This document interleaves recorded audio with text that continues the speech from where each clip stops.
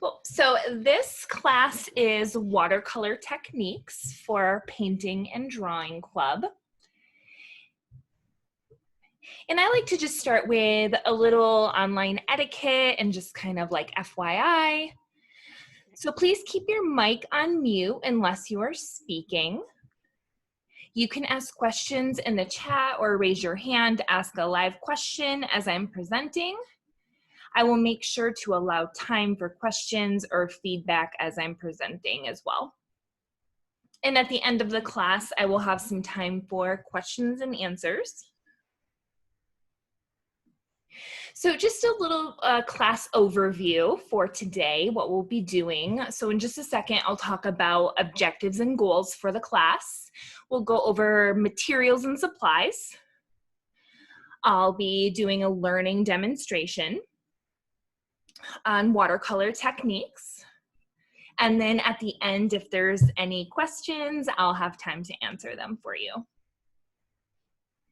So I always like to just start my classes with a little quote just to kind of set a tone for the class. And I just try to kind of pick something that sort of kind of goes along with, you know, the mood I'm trying to create with the class. So this quote is by Neil Gaiman, and it says, "The world always seems brighter when you've just made something that wasn't there before." So objectives and goals for this class today. Number one is just to reduce stress and anxiety through a relaxing and creative activity. Think art therapy. And I always like to mention that I think there's a few different ways to enjoy this class. One is, you know, participating with me live and following along, or just kind of watching and learning and kind of taking it in so that you can then apply it to artwork later. Which kind of brings me into my next goal, that's to learn and develop and practice artistic skills that you can use in future artworks. And explore watercolor and its potential for creative expression. There are so many possibilities with this medium. So materials and supplies I'll be using today. This is actually the exact watercolor set I have, but you can use any watercolor set, whether it's pans, whether it's tubes, whatever you have on hand will totally work. You'll want watercolor paper for this activity, and the reason you want watercolor paper is because it's thicker, it's meant to absorb the water and hold it, whereas like think printer paper or any thin type of paper, water is just going to go right through, and it's not the techniques I'm going to show you today won't look the same. So watercolor paper is key, and you can use really any kind. Paintbrushes, any kind of paintbrushes can work. A cup for water, a paper towel, salt, just any kind of salt, whether it's sea salt, regular old table salt, rubbing alcohol. Sponge, again, any kind of sponge can work, whether this is a kitchen sponge that you've just cut up and repurposed. It could be a makeup sponge, could be a sea sponge, anything. Masking fluid, which is also called Frisket, but if you don't have any of that on hand, which I would say not everybody typically has this, you could also use rubber cement. Masking tape or washi tape, bubble wrap or plastic wrap, crayon or oil pastel, and some optional materials, Q-tips, a little dropper, and a spray bottle I'll be using today. But I'll go ahead and say, like, if you don't have these materials on hand, you could still kind of, you know, take in the technique, learn about it, and then perhaps next time you're at the store, grab some of these things and then try them as well. And then I always like to just mention, if you ever create artwork, whether it's following along these techniques or you've made an artwork using some of these techniques, make sure to email pictures to me. And my email address is also on our club homepage as well. And then really quick, before we get started on these techniques and I move into the demonstration portion, I just wanted to put up this watercolor painting by Jim Lagasse. And I wanted to put this up to just show that watercolor paintings often involve many different types of techniques. It's not just one way of painting. So if you look at the background where you're seeing all the greens and yellows and reds, and it's all kind of swirled and mixed together and blends, and it has really soft edges, that's one type of technique. Whereas if you're looking at the trees and you're seeing the really crisp, clean edges and there's not as much blending happening, that's a completely different technique. So we're going to talk about some of the techniques today. You're not going to necessarily see them in a finished artwork today, but you can kind of take these techniques and perhaps play around with them in your own artwork and then apply them how you'd like to apply them. So I'm going to go ahead and stop sharing my screen a minute, and I'm going to actually really quickly, just getting used to making, yes, there we go, using the Spotlight video feature. Okay, so I just have my watercolor here, and then I just kind of have all the other materials that I mentioned, and I'll kind of talk about the materials as I'm using them. For my paper, I do have two kind of smaller sketchbooks I'm using. There's 12 techniques total that I'm going to show you today. And so what I did is I divided each page into just 6 boxes. And I didn't want to do 12 on one page just because it'd be way too small. So it's actually my second page. My first page here, you'll notice I do have a couple things prepped already, which I'll talk about. And I prepped a couple things because they just require some dry time. And so just for efficiency, I thought it would be nice to go ahead and let that dry. So I'm going to label as I'm going through, and I also want to mention I will be posting really nice clear shots of these pages on the blog home or on the club homepage as well, so that you can see them really well, because I know sometimes on the video it might not be as clear or it might be a little hard to see. And then I'll go ahead and label as I'm working as well. So I'm just going to kind of slide this down. The first one isn't so much a technique as it is more or less kind of the property of watercolor paint.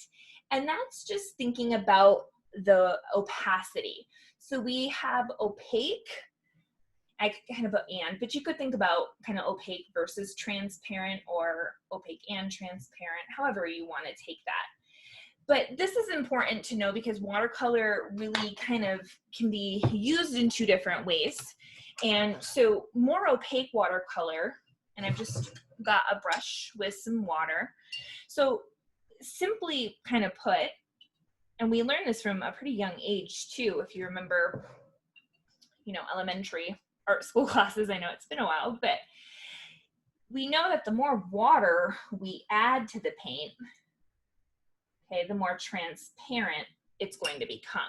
So if I just kind of bring water down into this, it's going to naturally lighten my paint just with water, okay? Whereas if I put more paint over here, right, it's more opaque. So watercolor very much works in layers, and so that's just kind of, again, something to know more about the property of watercolor versus anything else that I think as you're applying these other techniques, that's just important to keep in mind, okay? So we've got more opaque, more transparent, and just water is all you need to do that. So the actual first technique we're going to talk about is wet on wet. And this is one of my favorite techniques. I use it a lot, and it's how you get all those really fun kind of hazy, blurry colors that just kind of blend together. It's very organic, very natural. So what I'm going to do is just start by just putting water on the paper here. That's all I'm doing. So I know it's a little tough to see. You could paint it into a shape. You could just kind of put a layer of water down. Because I'm not painting anything specific for this, I'm just going to go ahead and just kind of fill the box with some water. So then after this, you're just going to pick any color you want and just kind of load it up with some water. Okay, you're thinking kind of more in this consistency here. okay? And then you're just gonna start tapping it or dropping it into the water. You can kind of swirl it around, but what you'll notice is the water just kind of takes that color and spreads it, right? So I could kind of tap some, here's a little bit of magenta to go in with that purple. I could add maybe a little bit of red into there. Ooh, that's kind of fun. So you'll notice it's very organic, it's very natural. You're getting those kind of burst effects. It's, you know, if you wanted to paint like a sky or, oh, I'm splattering here, that's okay. If you wanted to paint like kind of a galaxy, sky, or space, or, you know, like the background of the painting I showed you with the trees, this is how you get that effect, okay, that wet on wet. Now you can let this dry and then go back in and layer it up and build it up because, like I mentioned, watercolor is layerable. So you can keep working this. But no, anytime you touch watercolor to wet paper, you're not going to have a ton of control. Okay, so this right here, I will say, sometimes frustrates people, but when you learn how to work the watercolor, it can just be really fun and you can use it to your advantage. So the next technique is wet on dry. So you can probably imagine that's why I have some dry watercolor here already, because we are going to be putting wet paint on dry paint. So I didn't want to make you wait for it to dry, so I went ahead and did that. So this is wet on dry. And then down here, this one specifically is a technique that I'm going to talk about, which is called glazing. Well, I mean, actually, both are truly actually glazing. So glazing is referred to layering up more paint on top of already dried paint. So again, that's a wet on dry technique. So I just kind of chose some green. So just for this demo, maybe we'll just do a little bit of blue over top of that. That might be nice. But this is just, again, wet on dry. So as I layer that over top, I can kind of hold that up a little bit. I can play around with my color combinations with this technique. The other thing you're going to notice is I have a really crisp edge right here, not like this, right? Where it's very organic, it mixes around. This, I have a lot more control. So knowing these two techniques right here, you're going to have a lot of control over your watercolor that way, depending on what you want to do. So it does require being patient because you do have to wait for paint to dry sometimes. But if you are impatient, you can always try a blow dryer. That can be helpful. I've done that before. You just have to use it on a low setting because too high of a setting can like make this swirl all around and, you know, do things. So, you know, you can use at your discretion if you'd like to. So I'm going to go ahead and just do another color here just so you can see a little variety with that wet on dry. But again, it's just a fun way to play around with watercolor. You've got some control. And then this one down here, I just did a little red circle. So I'm going to, let's see, I'll do some magenta. I'm super into magenta lately. So I'm gonna do another little circle over top, and I'm just gonna make sure there's lots of water in here. Now it's a little tricky to see on the video. You'll be able to tell in my picture that I post later. But glazing is the act of now letting this magenta dry, and then I could layer another wash on top. So you can build up washes of watercolor. That's the really nice thing about watercolor, is that once that dry watercolor is there, it's there. So you can glaze and create different textures and combinations that are super fun. So our next technique is masking. This is an important skill to know because in traditional watercolor, like if I show you my palette a minute, you will notice there's no white paint. And that's because traditionally watercolor, if you want to use white, you use the white on your paper. So what if white is like the last thing or something on top? How do you save your paper? So the trick is art masking fluid, or it's called Frisket. Or if you don't have this, you could use just like school grade rubber cement. Okay, this will work too. I would say this is definitely worth it because you have more control and can paint like finer details with it because you'll just use a little paintbrush. Whereas this, I think, is easier for like bigger areas. Okay, so that's how you can mask. I do mention I do keep a separate brush for my masking because it does tend to leave a little residue on your bristles. So keep that in mind. Don't use like your favorite paintbrush to mask with. You know, maybe use an older paintbrush or buy a cheap paintbrush for masking. So I'm going to use the masking fluid here, and you can kind of see this color here. Masking fluid traditionally is kind of like a yellowy off-whitish color, and it's that way on purpose so you can see it. So as you paint over top, you know where it is. Although if you don't want that, I did see in a store recently, you can buy pure white. So, but I don't know, I think it's nice to see it. So you'll just dip your brush in, and for example, let's say I wanted to have some little stars in a night sky. You know, I'll just kind of, for this little demo, just do some little polka dots. And this does take a little dry time, again, which is why I prepped it. So I could just paint some little polka dots. Those could be my stars. I let that dry. I paint my night sky over top of it.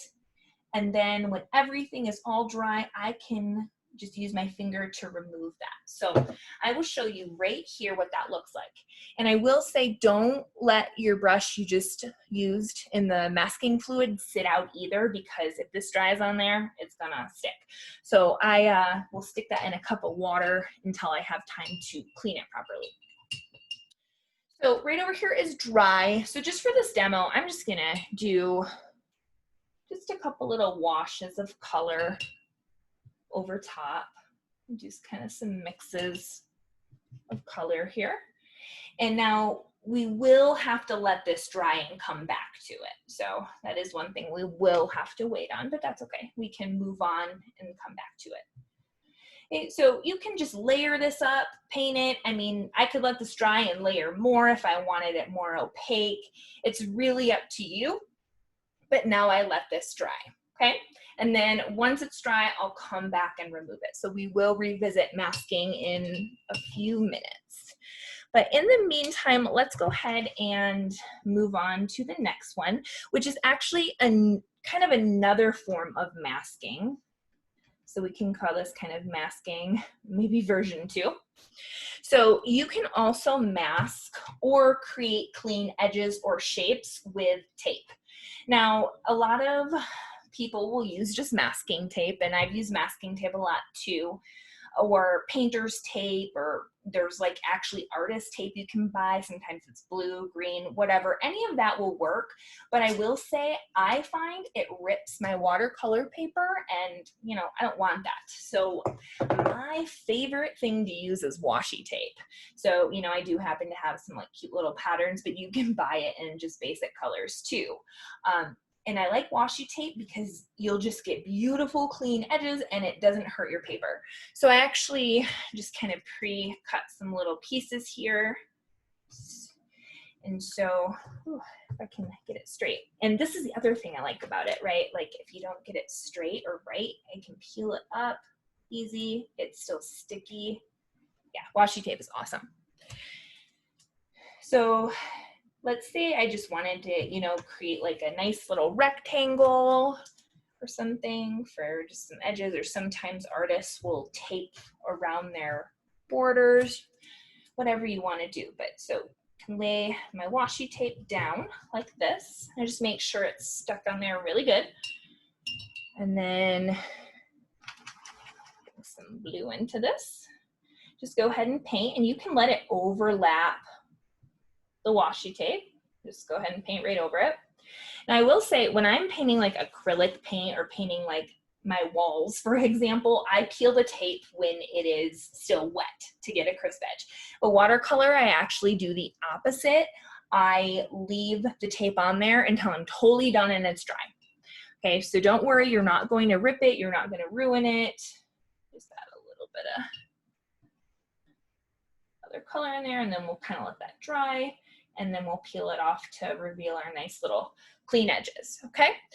And then this is still drying, so I think what we'll do is we'll go ahead and hop down to number 6 here, and then we'll revisit these. before moving on to our next page. And to it, anytime if you have any, I'm making sure I'm checking my chat, so if you have any questions at any time, feel free to hop on there and ask. So the next technique is salt. And I think it's fun to experiment with different salts. Honestly, I have it in a little container here, but this is just, you know, regular old table salt.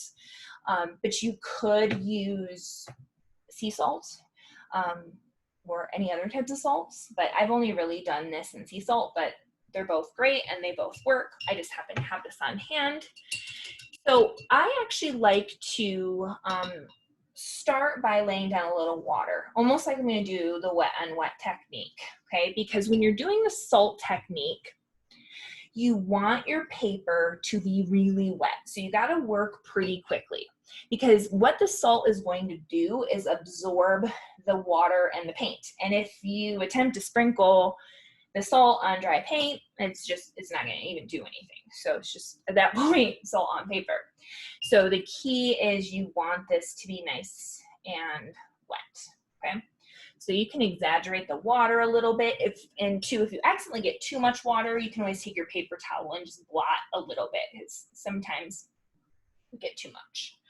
Then while it's wet, you're going to just take a little bit of salt and sprinkle it in. And you can already see kind of how the salt is getting darker, right? That's, oops, bumping stuff. That is the salt absorbing the water and the color. So kind of hold that up a little bit for you to see. Okay. So then what I do is let this dry, and then I just kind of gently wipe the salt off. And just to show you, I do have a few that I did already. So these don't have any salt left on them. So you can see, like, this is just solid red, solid purple, and then I did like a blue and black mix here, kind of like, again, a wet on wet style technique. Okay, so you can create some really cool different effects with salt. So it looks like this is ready to go. It's maybe, well, to be honest, it's still a little damp, so I'm gonna wait. I'm going to go ahead and set this to the side, and we will hop back to it in just a minute and finish those. You don't wanna do it too soon. You don't wanna rush it, because it's just not gonna work properly. So I think it's best to wait. Okay. So number 7 is rubbing alcohol.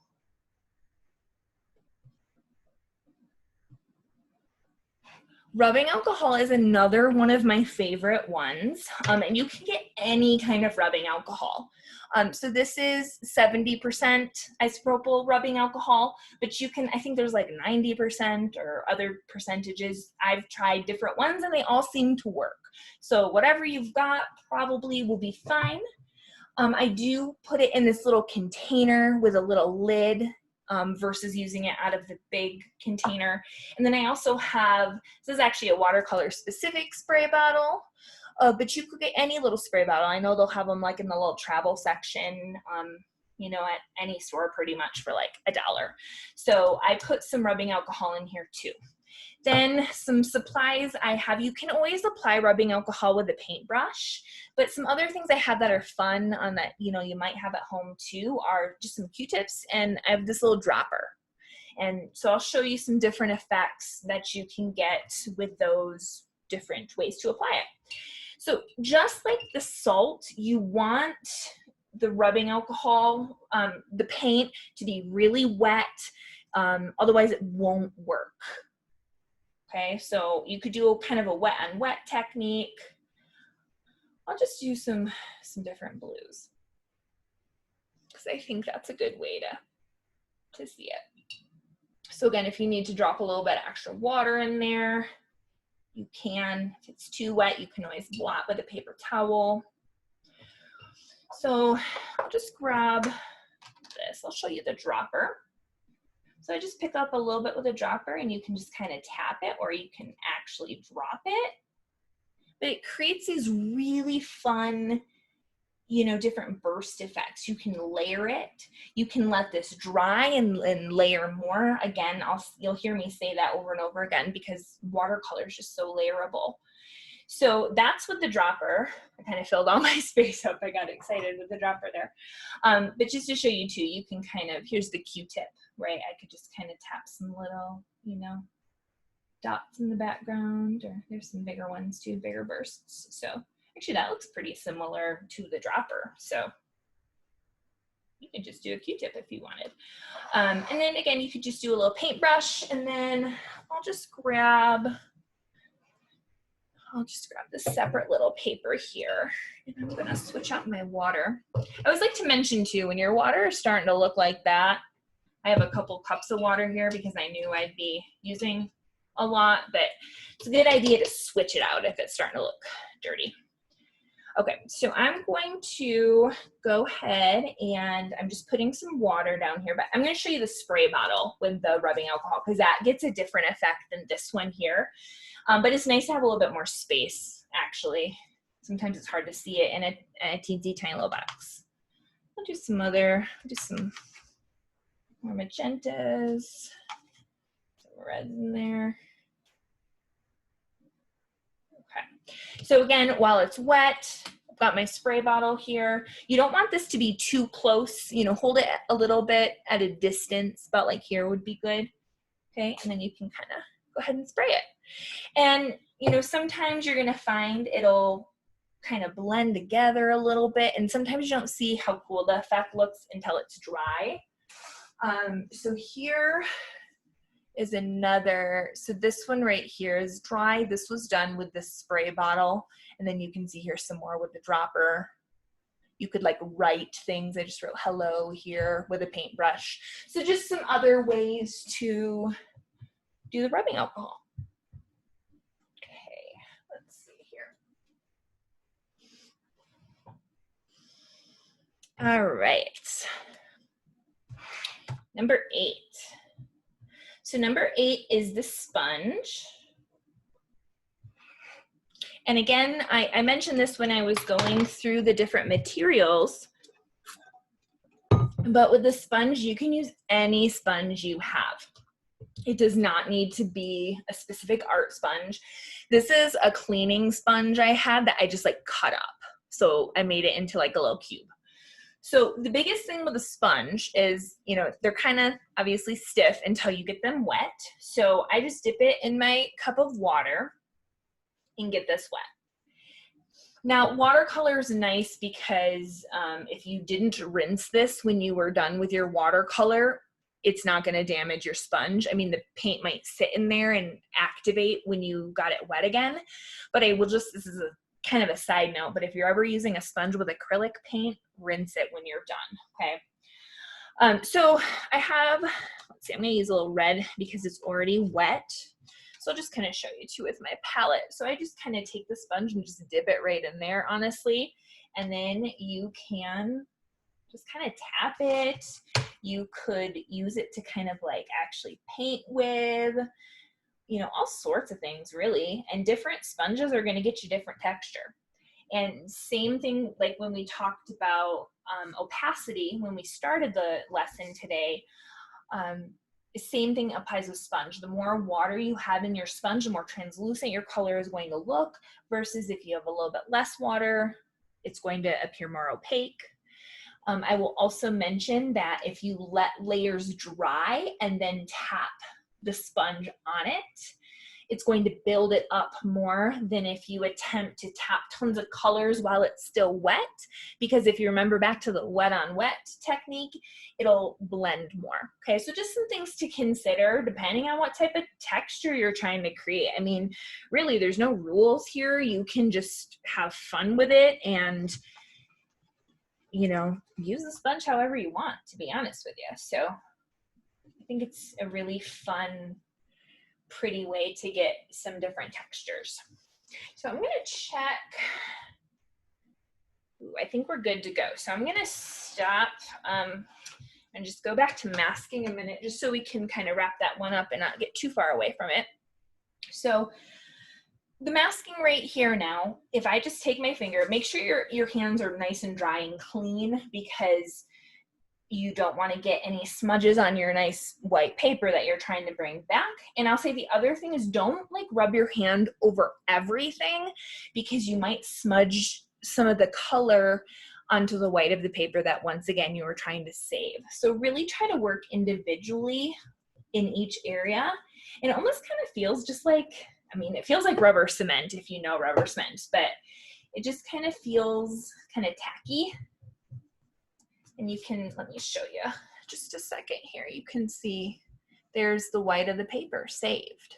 Okay, so that can be really nice for a couple different reasons. Maybe I wanted to paint something like yellow or gold here or something light, so I wanted to preserve that white, or I just wanted it white, or I wanted to draw something in there, or whatever your reasoning is for wanting white. It's just a really nice way to do that. Okay, so just finish these. And there we go. There's our masking. And then down here, this is pretty dry too. So you can go ahead and just peel up that washi tape. We're getting our nice clean edges. It's like so satisfying. Actually, that was my bad there. Kind of hit it with my finger. But there we go, right? So we got our nice little edges, nice and clean. I didn't rip my paper, good to go. I'm not gonna attempt to wipe this salt off right now. The salt, to be honest with you, I usually let dry for quite a while, and I already showed you those other examples. So let's go ahead and hop back over here to number 9, which is bubble wrap / plastic wrap / actually, I didn't mention this, but you can use white tissue paper too. You want to keep it white tissue paper because color tissue paper, I mean, maybe you want it, but the dyes from the paper can get into your paint and mix. So that's just something to consider. The white doesn't have any of that, so you don't have to worry about it. Okay, so I'll just call this bubble wrap. Bubble wrap is what I'm using. I actually went into my pantry and need to get some plastic wrap. So I don't have any plastic wrap on hand, but the process is exactly the same actually. So, but I just cut my bubble wrap into little pieces, and you can actually save your bubble wrap. You can reuse it, and usually the plastic wrap you can too. So, you know, you can have a little box of watercolor supplies. It's not like you have to save tons and tons of this. You can just have a little bit. This is another technique, actually like a lot of these techniques, where you want this to be really, really wet and saturated with color in order for this to work. And I'll kind of explain why as I lay down the bubble wrap in just a minute. Here, maybe we'll bring some green into this. Try some other color varieties here. There we go. Okay, so while it's wet, you will take the bubble wrap and just kind of lay it down. And I've even done it before. If I want to make sure this texture, I mean, you can even kind of see what it will look like. It looks pretty similar to this when I remove the bubble wrap. So if you want to make sure that pressure stays, you could always, like here, I've got a little bit of that washi tape I used. I could even, you know, tape, making messes. I could even tape that down if I wanted. And I do have some dried examples to show too, just because I knew that one would take some time. So there's some kind of bubble wrap on the purple, blue, green. Okay, so you're getting these kind of fun little dots, same kind of thing. You can layer that up. It's really fun. If you did choose to do plastic wrap, how I like to apply it is I'll lay it down, and because plastic wrap doesn't have any texture, it's just smooth, I pinch it in little areas to create lines. And if you can sort of imagine, it almost has like a stained glass look with the different lines versus the little dots. But the idea, and same with the tissue paper, the idea is the same. So you can have fun with different kind of materials, pressing it into the watercolor and then pulling it back up when it's dry. All right, number 10 is dry brush. Now I will say, Completely forgot to set out some of the brushes I would normally use for dry brush, but that's okay. This will give me a challenge. So a lot of times, and what I mean by that is dry brush is simply texture of a really dry paintbrush, one that's not really soaked in water, like how we did like these techniques, right? Where I dipped my brush in lots of water and like really let it flow. Dry brush is more about seeing the texture of the paintbrush through the paint. So for example, if I show you my palette here, like I just used this green not too long ago. You can kind of see, so it's kind of damp, but it's not soaking wet. This would be a good color to use. Same with my magenta actually, and a blue over here. I got the same thing going on. So this paintbrush, I did not dip it in water. So to get a dry brush effect, I just take some of that paint, okay? And basically that's all I'm going for, okay? Is just getting different kind of texture with that paintbrush.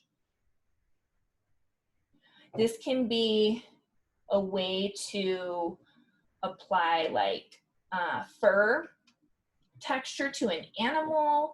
I've seen people kind of use texture like this in hair. I've seen them like, imagine like you're gonna paint like an old barn, or like you want a wood grain texture or something. You could do washes of brown and then layer some different browns with dry brushing, okay? So dry brush is more about seeing the texture.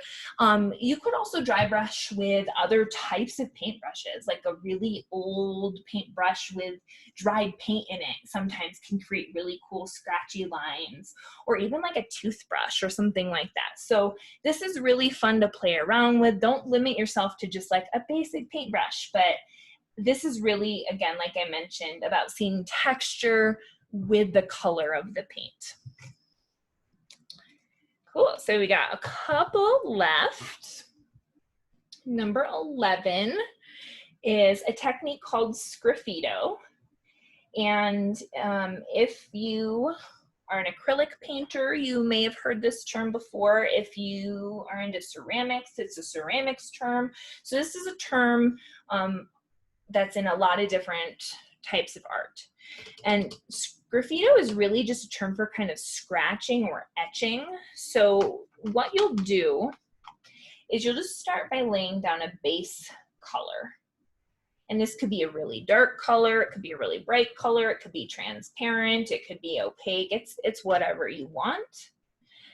But that's kind of the color that's underneath. So I'll hop over to 12 here because we're going to let this dry for a minute.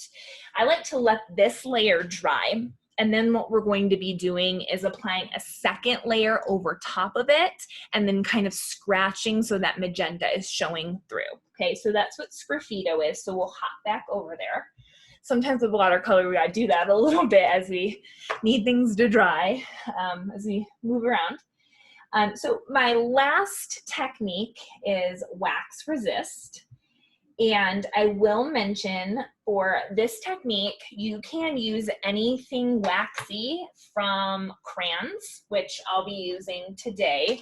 Actually, I'm pretty excited. I got these like twistable crayons. I always like get the normal crayons and I always like break them. So I was like, maybe these will be kind of fun. And I don't know, they're twistable. So typically speaking, you could use crayons, but think like oil pastel. The idea is something that resists the water.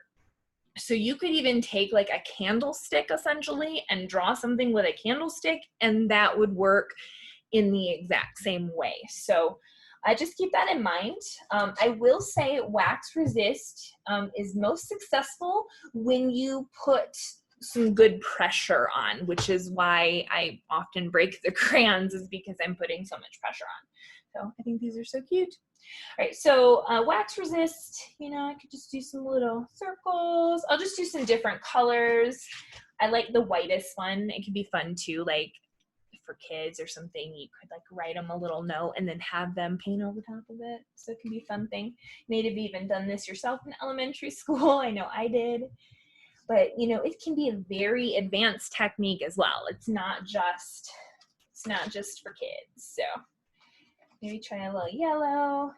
So I tend to feel like lighter colors work the best, and then I'll often do some darker color washes over top. So let's try that. That looks good. My water is looking a little dirty, but that's okay. We're getting close to the end. In fact, do a little black, make these colors pop. So when you are getting your color ready, I'm gonna show you my palette a minute here. Okay, here's my black paint. So I made sure there was lots of water in this paint here, so I'm ready to apply it. Okay, so then I'm going to just kind of let it go over top. So it's fun to see like the white ones appear, I think. So again, lots of water here for this one to work. Now, initially, my black watercolor looks a little grayish. So if I wanted to make that darker, I could apply another layer when the first layer dries, and it will become more opaque, and it's still going to resist that wax. Okay, so sometimes you might need to help it just a little bit. There we go. Okay, so there's our wax resist. So that one's a pretty fun technique. There's cool things you can do with that one, which I really like. And this is nice and dry now, so I can show you Sgraffito, and then we'll kind of take a look at the chart as a whole, and I'll be able to answer any questions that you have. Okay, so maybe we'll go with the black because I've already got that ready to roll. So go ahead and apply another coat of paint.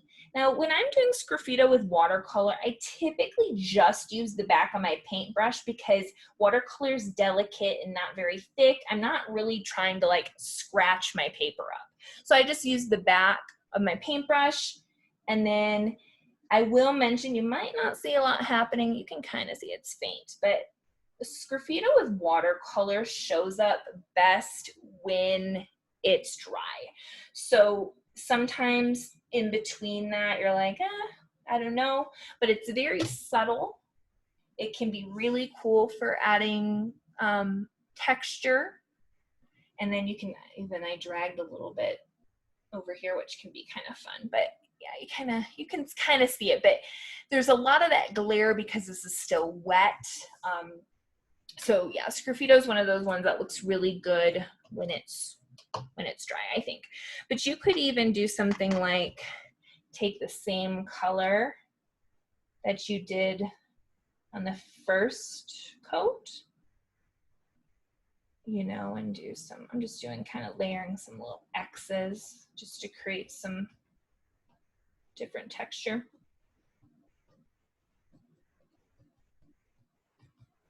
But yeah, this is a very subtle texture. I think it's fun for hair, fur and animals, kind of like the dry brush. You can kind of use it in combination. So there you go. You can kind of see that a little bit better now. Cool. So let's take a look. To be honest, this plastic wrap, I would probably let dry for at least an hour, if not more, because that water is trapped under that plastic, so it just kind of tends to pool and sit. But here we go. I wish my screen was a little wider so I could kind of put these all on there. There's our 12 techniques. I do, like I mentioned, I will be taking a picture of all of these and posting them on the blog homepage, club homepage, so that you can see them and reference them too and kind of come back to them. So really, that's all for my techniques. If you have any questions or anything I could answer, now would be a great time for that. Hey there. Hey. That was really awesome. I